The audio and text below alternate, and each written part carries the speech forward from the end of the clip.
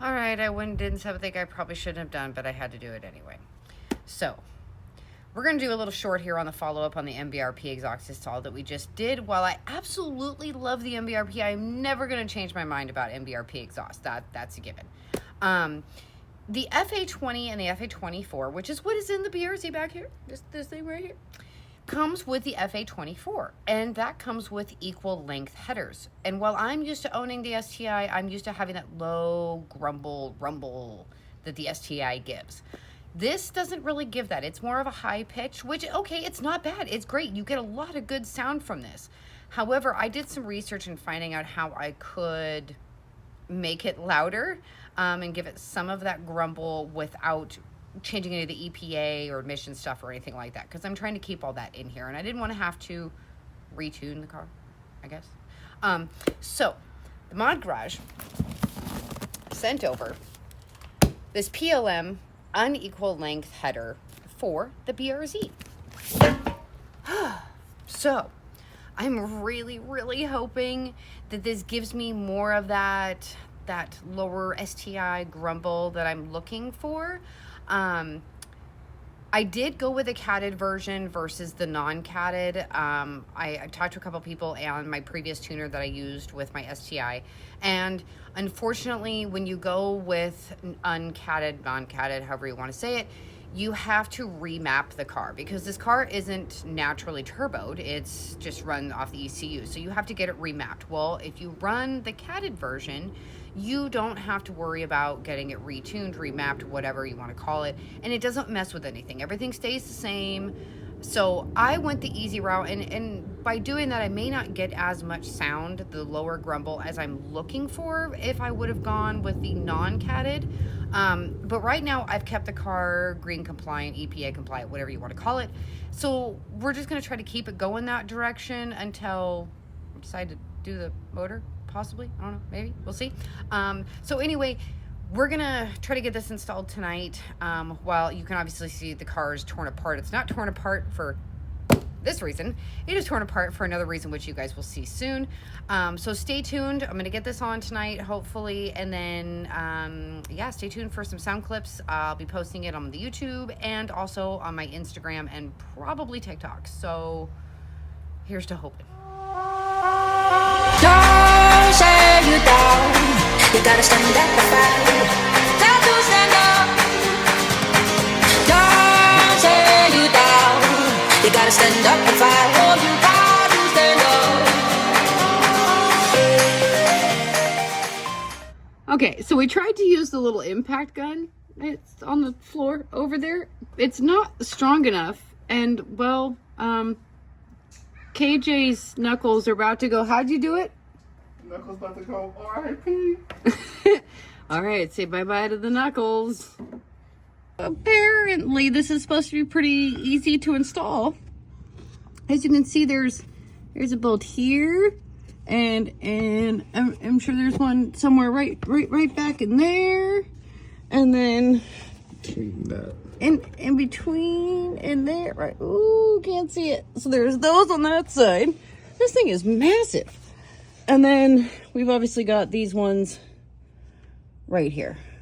So yeah, they should be fun. Oh, it's so tight under here. I need to get what are those? The quick jacks. The quick jacks? Get higher. Yeah. Or we could just jack up the car even higher. I don't think my jack will handle that. I need a new one. Okay, I'm about to get to this.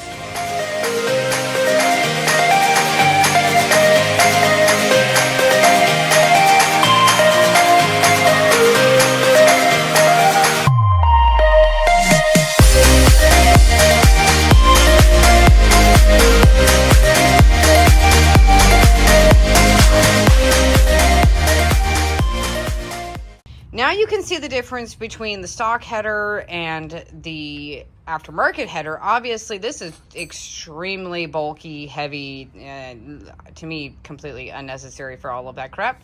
This is much cleaner, smoother, thinner, smaller cat. Obviously, I'm assuming the cat in this thing is huge. I'm not going to take the heat shield off to see it, but now you know the difference between aftermarket and stock. header, catted, both catted, so everything should just go right up and on, and new gaskets, and yeah, so we're gonna put it back on the car now, and hopefully no one else will bleed. Okay, so while I didn't add the video of putting the header back on, because, well, there's not a whole lot of space under here, I'm gonna crawl under and y'all can see what it looks like. So, I need more hands. Okay, so that is the new header. It's catted, it's in, and yeah, it was not fun. I didn't do a lot of the work. Those two over there did. Ow, getting things thrown at me. So it is in, so we're gonna go ahead and do a cold start. This thing's been sitting for a few days, so it's gonna be interesting to see what this sounds like. Okay, here we go. We're gonna, hopefully this thing starts. Oh, I don't know if the battery's gonna be dead. KJ, turd. Okay, let's see what this sounds like. Please start.